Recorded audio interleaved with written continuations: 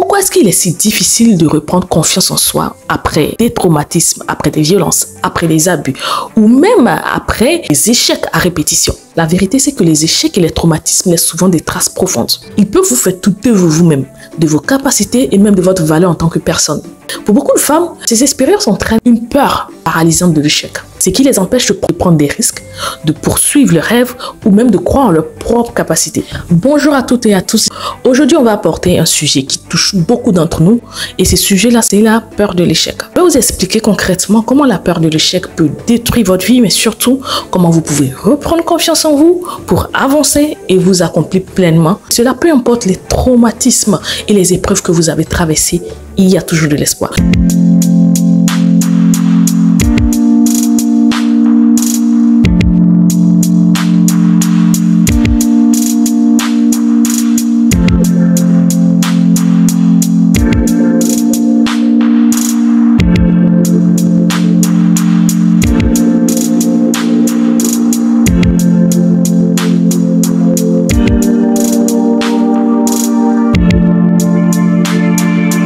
Je suis Marie-Lise Baïkoro, je suis certifiée en accompagnement multidimensionnel des personnes ayant vécu des violences, des abus et ou des traumatismes. J'accompagne principalement les femmes qui ont perdu toute estime d'elles-mêmes suite à des violences, que ce soit des violences physiques, psychologiques, sexuelles ou suite à des traumatismes, que ce soit de l'abandon, du rejet, de la négligence. Et bien, j'accompagne ces femmes-là à retrouver une bonne estime d'elles-mêmes. Comment? En les aidant à s'aimer dans un premier temps, à avoir une bonne perception d'elle-même, mais surtout à avoir confiance en elle. Cette peur de l'échec-là et cette perte de confiance en soi peuvent impacter tous les aspects de votre vie. On va partir dans un premier temps sur le plan professionnel. Vous allez être du genre à éviter les challenges, à éviter les promotions ou même les opportunités par peur de ne pas être à la hauteur. Plus en plan relationnel, vous allez avoir vraiment du mal à faire confiance aux autres, vous allez avoir du mal à vous engager ou même à vous affirmer dans vos relations. Sur le plan personnel, vous allez vous sentir coincé dans votre vie de tous les jours, comme si vous étiez incapable d'évoluer, de réaliser vos rêves. Pourtant, au fond de vous, vous savez de grandes choses que vous voulez atteindre, mais vous avez l'impression que rien ne va dans votre vie, que vous tournez en rond, mais que vous n'arrivez pas à évoluer. Le problème, c'est que cette peur de l'échec-là et cette perte de confiance en vous vont créer un cercle vicieux. C'est-à-dire que plus vous allez avoir peur d'échouer, moins vous allez oser agir et prendre des initiatives. Et moins vous allez oser agir et prendre des initiatives, et plus vous allez perdre confiance en vous. Donc vous êtes dans un cercle vicieux duquel il faut pouvoir sortir. Mais la bonne nouvelle, c'est que ce cercle-là peut être brisé. Et la question que je vais vous poser maintenant, c'est est-ce que vous êtes réellement prête à briser ce cercle-là et à voir votre vie décoller et évoluer? La première étape, pour sortir de cet engrenage vicieux de la peur de l'échec qui nous paralyse et qui nous empêche d'évoluer, c'est de comprendre l'impact de nos échecs ou de vos échecs et de vos traumatismes. Pour commencer, il est vraiment important de reconnaître comment vos échecs, vos traumatismes ont affecté votre estime de vous-même et ont eu un impact sur votre confiance en vous. Et pour cela, il va falloir que vous vous posez des questions. Est-ce que vous vous sentez indigne de réussir ou d'être aimé? Ça, c'est la première question que vous allez devoir vous poser. La deuxième question, ça sera de savoir si vous avez peur de prendre des risques par crainte de revivre un échec. Enfin, la troisième question, sur laquelle je vais vous emmener à réfléchir, c'est celle de savoir si vous avez l'habitude de vous saboter, donc de vous auto-saboter pour éviter de vous exposer. Prenez vraiment le temps de réfléchir à ces questions-là et notez ce qui vous vient. Parce que comprendre l'impact de vos expériences passées est la première étape pour reprendre le contrôle sur votre vie. La deuxième étape, ça sera de changer votre rapport à l'échec. C'est vraiment très important pour évoluer, pour prendre des initiatives, pour accomplir de grandes choses, que vous changez votre perception face à l'échec. Il faut savoir qu'à la base, l'échec n'est pas une fin en soi. Je sais qu'on a grandi dans des sociétés où quand tu échoues directement, tu es catalogué de nul. On te dit tu ne vas pas évoluer, tu as échoué au bac, et bien ça devient un tollé à la maison, on te bat, on te dit des paroles méchantes et ça fait que beaucoup de personnes aujourd'hui voient l'échec comme une fin en soi. Mais en fait, l'échec est juste une étape vers la réussite. Et pour changer votre perception face à l'échec, il faudrait que vous puissiez voir l'échec comme une opportunité d'apprentissage. Parce que chaque échec va venir vous apprendre quelque chose de précieux sur vous-même et sur la vie. Ensuite, il serait bien que vous arrêtiez de vous identifier à vos échecs. Vous n'êtes pas vos échecs.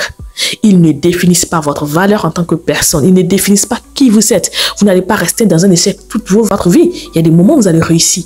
Donc, ne vous identifiez pas à vos échecs, s'il vous plaît. Vous êtes plus que ça. Enfin, ce que vous devriez faire, c'est de commencer petit. de vous fixer des objectifs vraiment réalisables pour reprendre confiance en vos capacités.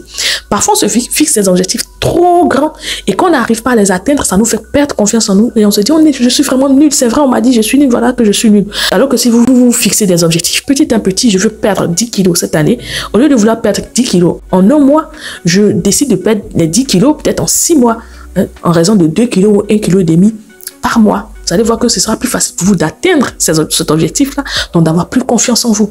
Ensuite, on va passer à l'étape 3. Et bien, l'étape 3, ce sera de reconstruire votre estime de vous-même et c'est vraiment très important. Vous voyez que je parle d'estime de soi, je parle de confiance en soi. La confiance en soi est un corollaire de l'estime de soi. Si vous suivez mes autres vidéos, vous pouvez aller sur ma chaîne, vous allez voir que je parle là-bas de long en large de l'estime de soi. Ok? Donc, reprendre confiance en soi, c'est aussi réapprendre à s'aimer et à se respecter. Et voici quelques stratégies que je vais vous donner pour y parvenir.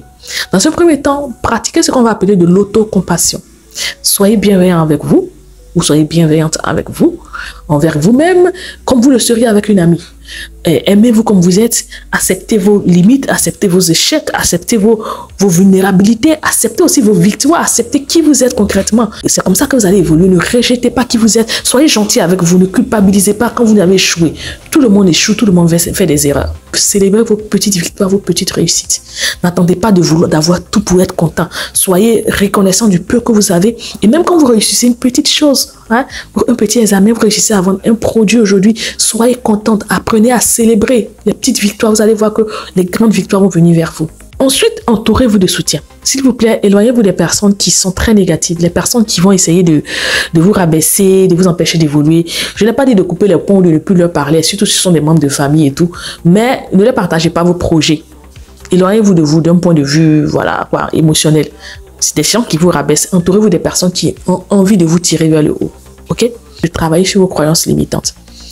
Les croyances limitantes, ce sont des systèmes de pensée négatifs qui nous ont été implantés à cause de nos expériences, malheureusement. Et il faut pouvoir changer ces systèmes de pensée-là. Par exemple, là, vous aviez l'habitude de dire « je suis incapable ». Commencez à dire « je suis capable ». Par des paroles valorisantes, positives, mais pas que. Au-delà de ces paroles valorisantes, il faut vraiment y croire, il faut se projeter. La quatrième étape, ce sera d'agir. Vous savez, la peur de l'échec ne va pas disparaître complètement. Mais vous pouvez apprendre à agir malgré elle. En commençant par des petites actions qui vont vous mettre légèrement hors de votre zone de confort et augmenter progressivement le niveau du challenge. Vous savez, souvent, tout ce que j'ai dit en haut, là, c'est bon, hein, c'est la préparation. Mais tant que vous ne passez pas à la quatrième étape, qui est celle d'agir, rien ne va changer dans votre vie. Je prends l'exemple simple. Vous avez peut-être peur de parler en public à cause de certains traumatismes vécus. On vous a dit que vous étiez nul, que vous n'arrivez à rien, donc vous avez peur de parler en public. Faites tout ce que je vous ai dit, les 3 premières étapes là, travaillez là-dessus. Mais tant que vous n'allez pas faire la 4e étape, de vous mettre dans une situation où vous allez sortir de votre zone de confort pour être confronté au fait de parler à des gens, les choses ne vont pas évoluer. Je prends un deuxième exemple. Peut-être que vous avez peur de vous mettre en couple à cause d'un traumatisme vécu durant l'enfance parce que vous avez peur que ça échoue et que vous ne souffriez. Tant que vous n'allez pas décider cette fois-ci de tendre la main à cet homme-là qui aujourd'hui veut avoir une relation avec vous pour voir ce que ça va donner tout en étant bienveillante avec vous-même, vous n'allez jamais sortir de cette peur, de cette zone de confort-là. Donc, donnez-vous les moyens de vous mettre en jambe, d'être en action et de vous confronter à ce qui vous empêche d'avancer. Ok, de sortir de votre zone de confort, c'est important. Sinon, tout ce que vous allez faire tout là, ce sera que du blabla. Il faut être dans la pratique maintenant. Reprendre confiance en soi après un échec ou des traumatismes, c'est un chemin qui demande du temps. Donc, prenez du temps. Ne vous mettez pas de pression pour rien. Ok? Mais ne prenez pas aussi cela comme excuse pour rester dans la procrastination. Ça demande de la patience, de la bienveillance envers vous-même. Ça ne sera pas toujours facile au début, mais ne vous découragez pas. C'est aussi un des investissements les plus puissants que vous pouvez faire pour votre vie. En surmontant votre peur de l'échec et en reconstruisant une bonne estime de vous-même, mesdames, vous allez vous libérer pour avancer vers une vie plus épanouissante et alignée avec vos rêves. Voilà, en tout cas, moi, je voudrais vous remercier d'être là. Donc, si vous aussi, vous aimez ce genre de contenu, n'hésitez surtout pas à vous abonner et à cliquer sur la cloche de notification pour ne rien rater de mes prochaines vidéos. Et je vous dis à bientôt pour une nouvelle vidéo. Sur ce, prenez soin de vous et rappelez-vous, vous avez en vous tout ce qu'il vous faut pour reprendre conscience en vous, avancer et accomplir de grandes choses. Je crois en vous. Je sais aussi que vous pouvez arriver à croire en vous. Merci.